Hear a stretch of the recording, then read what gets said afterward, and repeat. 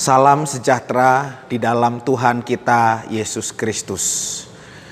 Saudara-saudara yang terkasih dalam Tuhan Yesus Kristus, saya Pendeta Pramudia Hidayat melayani di GKI Kuningan, Jawa Barat. Saat ini saya berada di ruang kebaktian GKI Kuningan. Saudara-saudara, kita berjumpa kembali dalam Sapa Gembala GKI. Hari ini kita akan merenungkan tema melakukannya untuk Tuhan. Saudara-saudara, saya akan mengawalinya dengan sebuah kisah. Pak Lurah saat itu baru saja panen dan ia punya banyak ayam di rumahnya. Lalu datanglah si Bolet. Dia berangkat dari rumahnya mau berkunjung kepada Pak Lurah untuk silaturahmi. Pikir dalam hatinya, tidaklah pantas pergi ke rumah Pak Lurah dengan tangan kosong. Maka Bolet dengan sengaja membawa ketela dari rumahnya. Dalam perjalanan menuju rumah Pak Lurah, si Bolet ini ketemu si Badu. Badu tanya, "Bolet, kamu mau kemana?" Lalu Bolet menjawab, "Saya mau ke rumah Pak Lurah." "Kamu bawa apa?" "Oh, ini bawa ketela. Lumayan buat oleh-oleh buat Pak Lurah." Sampai ketemu. Lalu Bolet tiba di rumah Pak Lurah.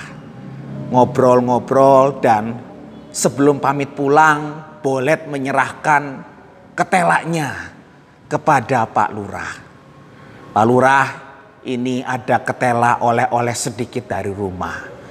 Betapa gembira Pak Lurah menerima oleh-oleh dari Bolet. Lalu dia berteriak kepada istrinya, "Ibu, di dapur ada apa ya?" Lalu ibunya bilang, "Ada ayam besar-besar. Bawa sini ayamnya. Ayamnya berikan kepada Bolet." Jadi saudara-saudara, Bolet berangkat membawa ketela, pulang membawa ayam. Di tengah perjalanan pulang ke rumahnya, Bolet ketemu lagi dengan si Badu. Kaget Badu, "Loh, kamu bawa apa?" "Saya bawa ayam dari Pak Lurah." Pikir si Badu, "Weh, lumayan juga ya kalau bertamu ke rumah Pak Lurah. Berangkat bawa ketela, pulang bawa ayam. Kalau saya bawa sapi, kemungkinan saya pulang bakal bawa lebih banyak lagi." Lalu si Badu pergi ke pasar dan membeli daging sapi yang banyak. Dan dengan sengaja berkunjung ke rumah Pak Lurah. Silaturahmilah mereka. Dan kemudian Badu mau pamit pulang. "Pak Lurah, ini ada oleh-oleh daging yang banyak.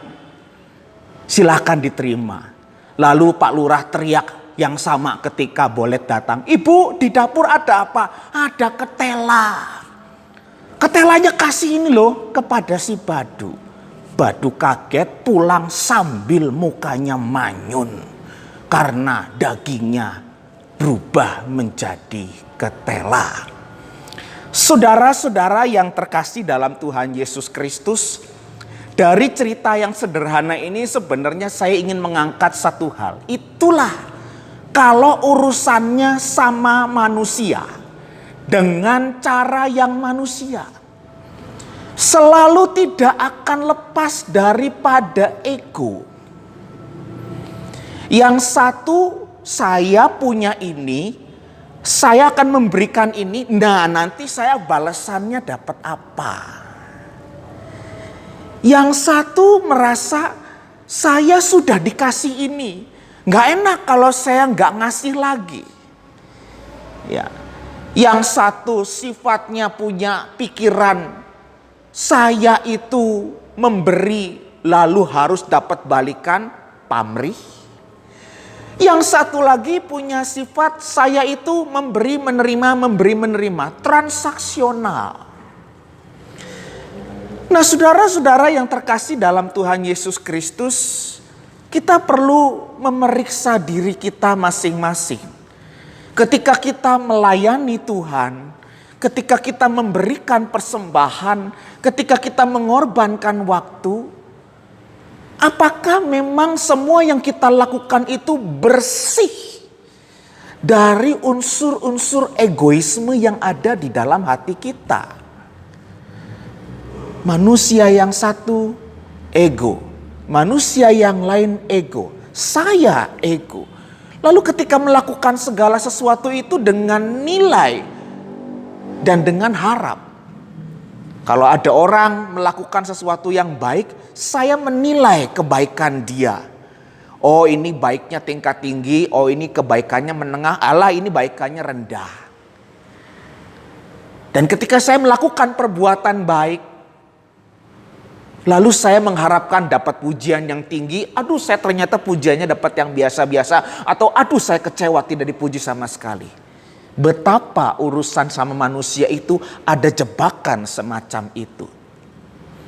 Saudara-saudara yang terkasih dalam Tuhan Yesus Kristus, saya mau membacakan bagian Alkitab dari Efesus pasal 6 ayat 5 sampai dengan ayatnya yang ke-7.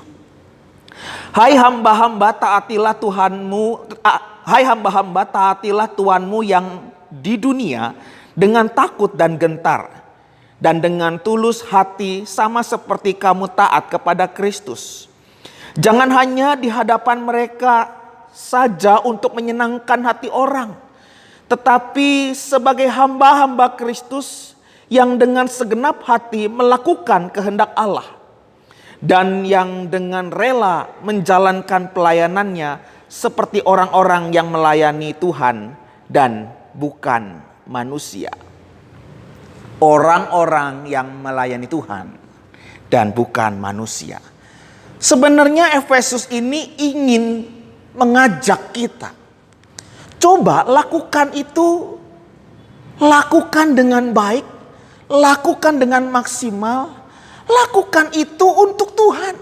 Sekalipun apa yang kita lakukan itu ternyata di depan mata manusia, untuk manusia tertentu, bagi kepentingan banyak manusia, kepentingan orang banyak. Tapi pesannya, lakukanlah ini untuk Tuhan.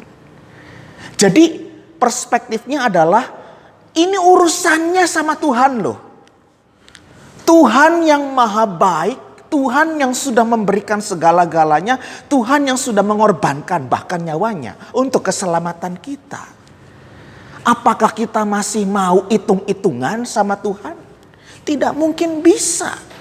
Apakah kita masih mau main-main sama Tuhan? Tuhan ngasihnya banyak, Tuhan ngasihnya sedikit, Tuhan ngasihnya kurang dan seterusnya. Lalu kita memberikan komentar-komentar, mana berani.